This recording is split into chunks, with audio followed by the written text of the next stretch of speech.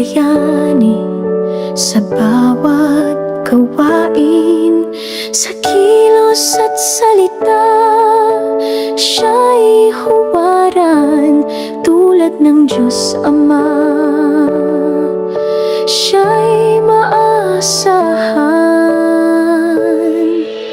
Ang puso ng Ama'y larawan ng may kapal, matatag, mapagmahal, tapat at banal.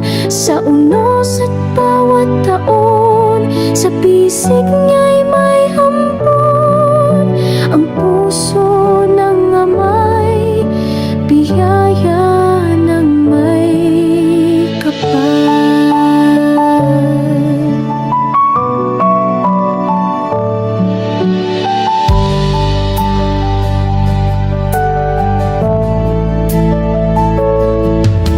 Tahimik na lumalakad sa landas ng tapat, nagsasakripisyo, laging handang mag-alay. Pinapalakas kami sa oras ng hina at sa tagumpay.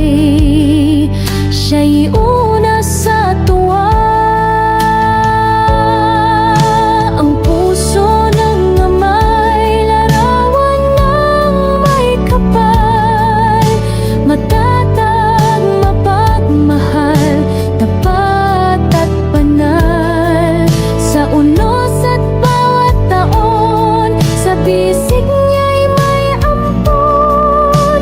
Ang puso ng Ama'y biyaya ng may kapal.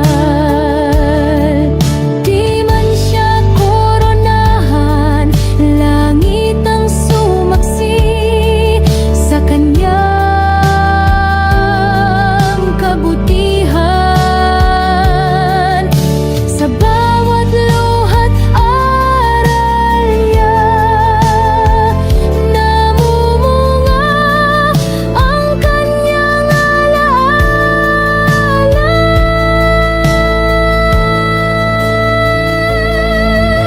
Ang puso ng Ama'y larawan ng may kapal, matatag, mapagmahal, tapat at banal. Sa unos at bawat taon, sa bisig niya'y may ampon. Ang puso ng Ama, oh, ang puso ng Ama ay handog ng Diyos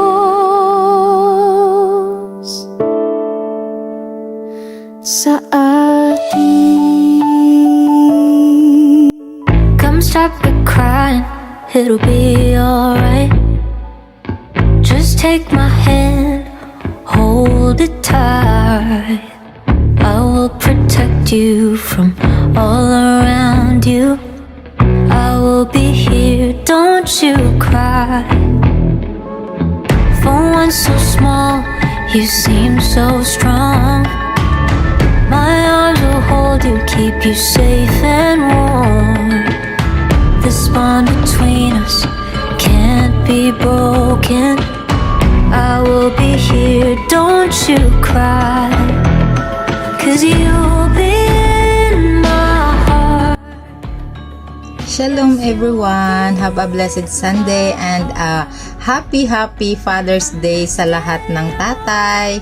Ayan, dito po ako at magbibigay ng isang mahalagang mensahe. Ayan, para sa mga tatay dahil araw nyo ito, para sa inyo ito. Ayan, kagaya ng isang ama na nasa langit, ang ating Panginoon, na dahil sa pag-ibig niya sa kanyang mga nilikha, ipinagkaloob niya po ang kanyang kaisa-isang anak para sa pag-ibig niya at magkaroon ng kaligtasan ang sanlibutan. Amen?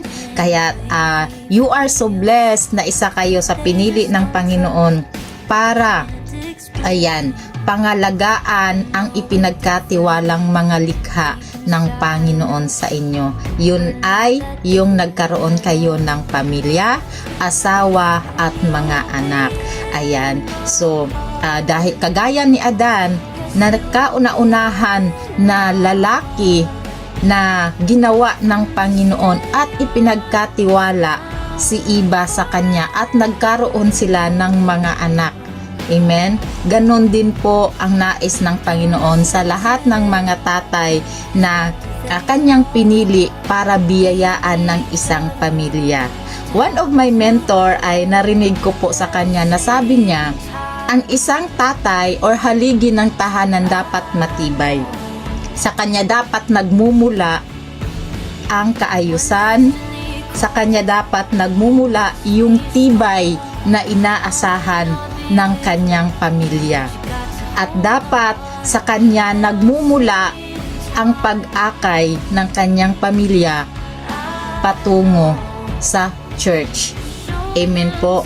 Upang ipakilala ang Diyos sa kanyang pamilya. Dahil kagaya ni Adan, siya po ay pinagkatiwalaan ni Iba, mangalaga, mahalin, at kanyang alalayan. Kaya kagaya po ng bawat isa sa mga tatay, naniniwala po ako na naranasan ninyo ang pag-ibig ng Panginoon sa buhay ninyo. Kaya isa pong mensahe para sa inyo ito, dagdag para po maunawaan ng bawat tatay kung ano po yung mensahe na nais iparating sa inyo ng Panginoon. Ingatan natin ang mga ating mga pamilya, ating anak dahil biyaya po sila ng Panginoon at hindi po tao ang nagbigay sa inyo, kundi you are chosen by God to manage His creation. Amen po mga kapatid. Kaya isang mapagpalang umaga and enjoy your day. Ayan, I know hindi lang naman ngayon, every day is a Father's Day. Kaya thank you Lord sa buhay ninyo na naranasan nyo na maging tatay dahil maraming mga tao sa mundong ito na nagnanais na magkaroon ng pamilya, ng mga asawa, ng mga anak pero hindi po sila pinalad. By you, ikaw ay siyang binigyan ng pagpapala ng Panginoon para makaranas na magkaroon ng pamilya. Kaya ingatan natin at ating pahalagahan dahil ito po ay biyaya ng Panginoon na hindi po nabibili ng anumang halaga dito sa mundo. Kung hindi, you are so blessed that God has chosen you to manage His creation. Praise God, and again, once again, happy Father's Day to all fathers. Amen and God bless.